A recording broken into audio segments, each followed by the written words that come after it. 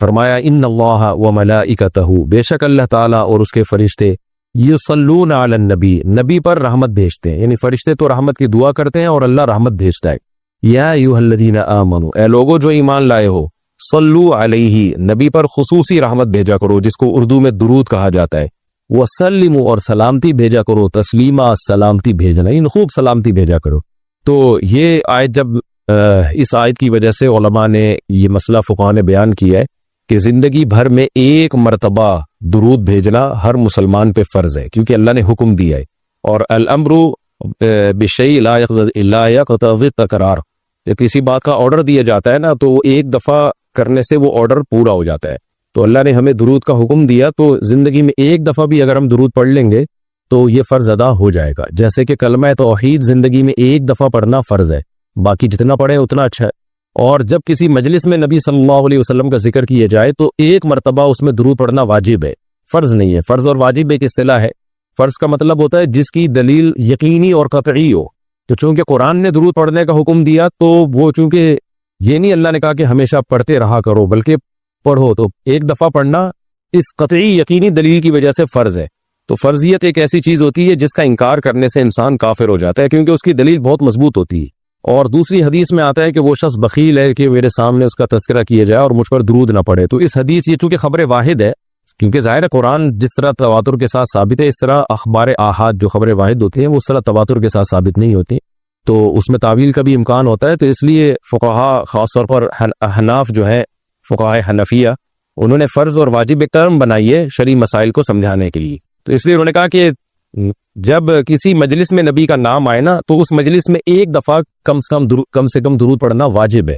واجب کا درجہ تھوڑا سا فرض سے نیچے ہوتا ہے کیونکہ وہ حدیث سے ثابت ہے۔ تو اور پھر جب بار بار نبی کا نام آئے تو پھر بار بار پڑھنا واجب نہیں ہے کیونکہ اس میں حرج ہے۔ ہاں مستحب ضرور ہے کہ جتنی دفعہ پڑھیں، جب بھی نبی صلی اللہ علیہ وسلم کا نام آئے تو لازمی درود شریف پڑھا کریں، یہ تو مستحب ہے۔ نبی صلی اللہ علیہ وسلم نے فرمایا جس شخص نے مجھ پہ ایک دفعہ درود پڑھا اللہ اس پر 10 رحمتیں نازل کرتے ہیں اور اس کی 10 خطاؤں کو معاف کرتے ہیں۔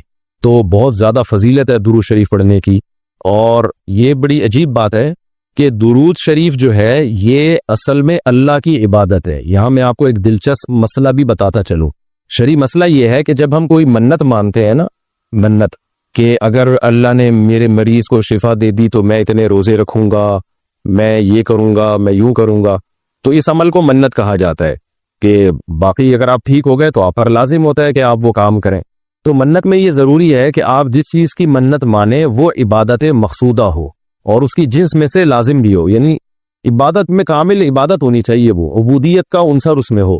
جیسے آپ نے منت مانی کہ اگر جو ہے میں امتحان میں پاس ہو گیا تو میں 3 روزے رکھوں گا، تو روزے عبادت ہے، مقصود ہے، یعنی عبادت مقصودہ میں سے۔ لیکن اگر آپ نے منت مانی کہ میں اگر امتحان میں پاس ہو گیا تو میں وضو کروں گا، تو وضو چونکہ مقصود نہیں ہے، عبادت مقصودہ نہیں ہے، وضو سے مقصد تو نماز ہوتی ہے، تو وہ منت آپ کے اوپر لازمی نہیں ہوگی۔ آپ نے اگر منت مانی کہ جی میں صدقہ کروں گا، تو صدقہ عبادت مقصودہ ہے اور اس کی جنس میں سے جو زکوٰۃ ہے وہ واجب بھی ہے۔ روزے کی جنس میں سے رمضان کا روزہ واجب ہے۔ آپ نے نفل نماز کی منت مانی تو بھی منت پورا کرنا آپ پر لازم ہے، کیونکہ نفل نماز جو ہے وہ عبادت بھی ہے اور اس کی جنس میں سے یعنی فرض نماز آپ پر لازم بھی ہے۔ تو اگر دونوں میں سے ایک شرط بھی نہیں پائی جائے گی تو منت پھر منعقد ہی نہیں ہوتی ہے۔ جیسے آپ نے کہا کہ میں جو ہے وہ اگر امتحان میں میں کامیاب ہو گیا، پاس ہو گیا، تو میں جو ہے اپنے والدین کی خدمت کروں گا، تو یہ خدمت ثواب تو بہت ہے لیکن عبادت مقصودہ نہیں ہے، عبادت مقصودہ نہیں، تو یہ منت آپ پر پورا کرنا لازم نہیں ہوگی۔ خدمت تو کرنی چاہیے، ماں باپ کی خدمت سے بڑھ کر تو دنیا میں کوئی نیکی نہیں ہے، لیکن عبادت مقصودہ نہیں ہے۔ مقصودہ کا مطلب نماز، حج، یہ سب چیزیں جو ہے نا مقصود میں آتی ہیں۔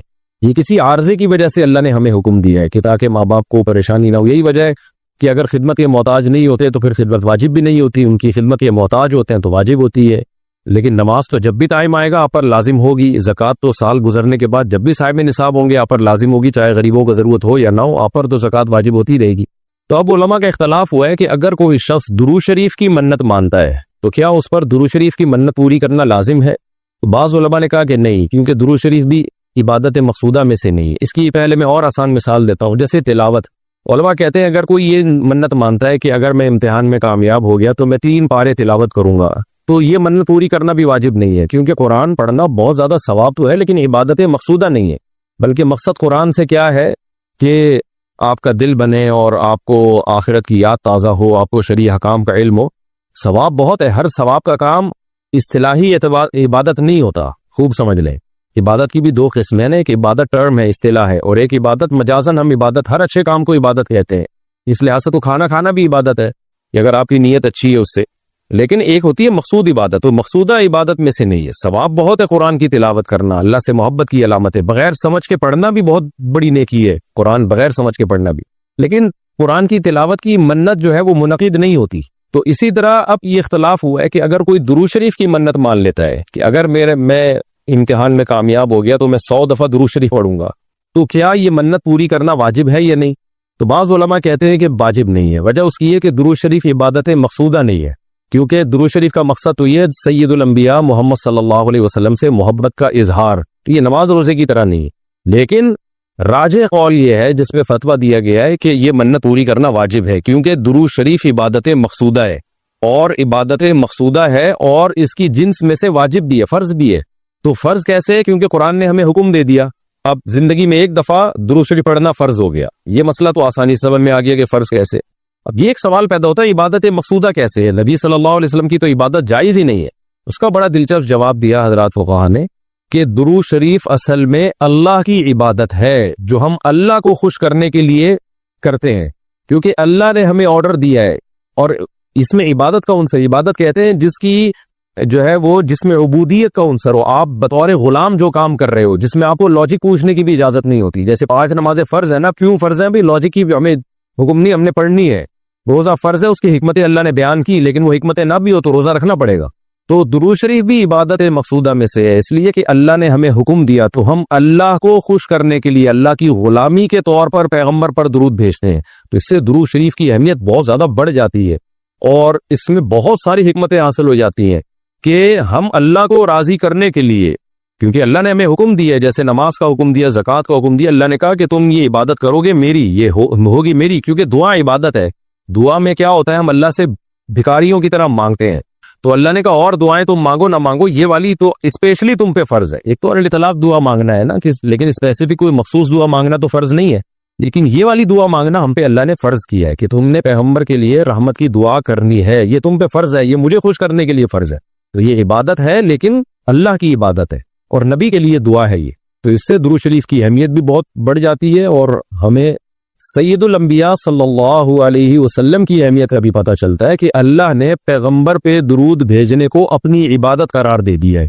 تو سید الانبیاء صلی اللہ علیہ وسلم کی بھی ویلیو بہت زیادہ بڑھ جاتی ہے۔ جیسے قرآن میں آتا ہے نا کہ وَرَفَعْنَا لَكَ ذِكْرَكَ، ہم نے آپ کے تذکرے کو بلند کیا ہے۔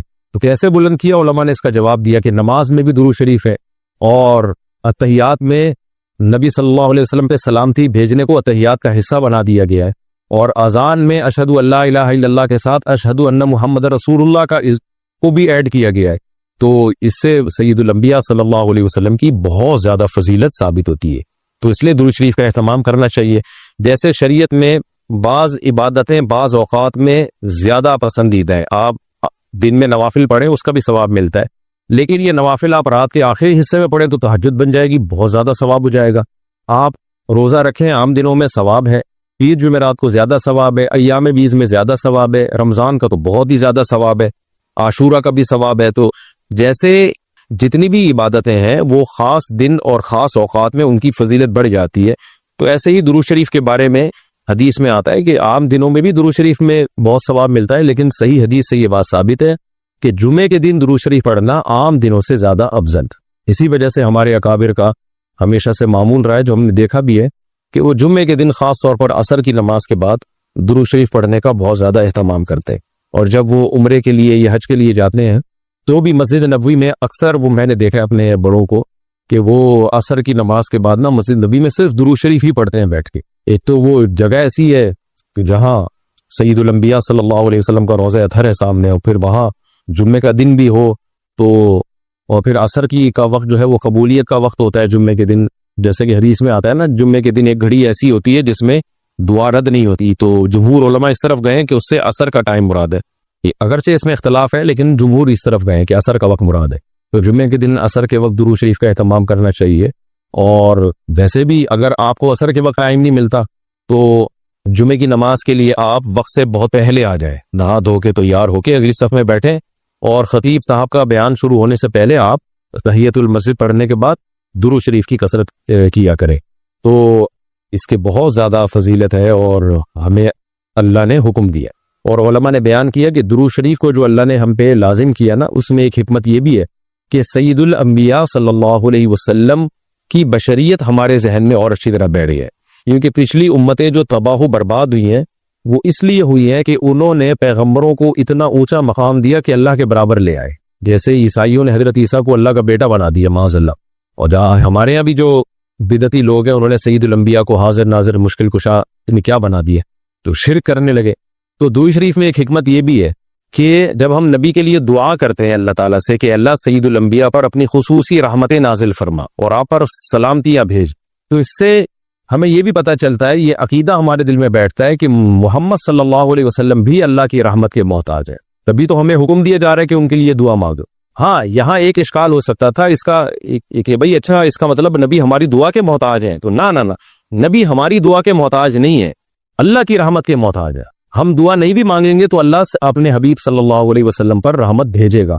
لیکن اللہ نے ہمیں حکم یہ دیا تاکہ ہماری نظر میں یہ عقیدہ اور اچھی طرح مضبوط ہو جائے کہ تم بھی پیغمبر کے لیے اللہ سے دعا مانگا کرو. اس سے پتہ چلتا ہے پیغمبر تمہاری دعا کے محتاج ہو یا نہ ہو, لیکن اللہ کی رحمت کے بہرحال محتاج ہیں, اور پیغمبر بھی اس لائق ہیں کہ ان کے لیے دعا مانگی جائے. اور یہ اس سے ان کا مرتبہ کم نہیں ہوتا بلکہ مرتبہ بڑھ جاتا ہے, کیونکہ پیغمبر نے ہمیں یہ سکھایا ہے کہ یا ایھا الناس انتم الفقراء الی اللہ, اے لوگو تم سب کے سب اللہ کے در کے محتاج ہو. اور یہ جو میں نے کہا کہ پیغمبر اس لائق ہیں کہ ان کے لیے دعا مانگی جائے, تو اس کا کوئی یہ مطلب نہ لے کہ پیغمبر ہماری دعا کے محتاج ہے. یہ میں بار بار بتا چکا ہوں, ہماری دعا کے محتاج نہیں ہے, لیکن اللہ تعالیٰ یہ چاہتے ہیں کہ میں پیغمبر پر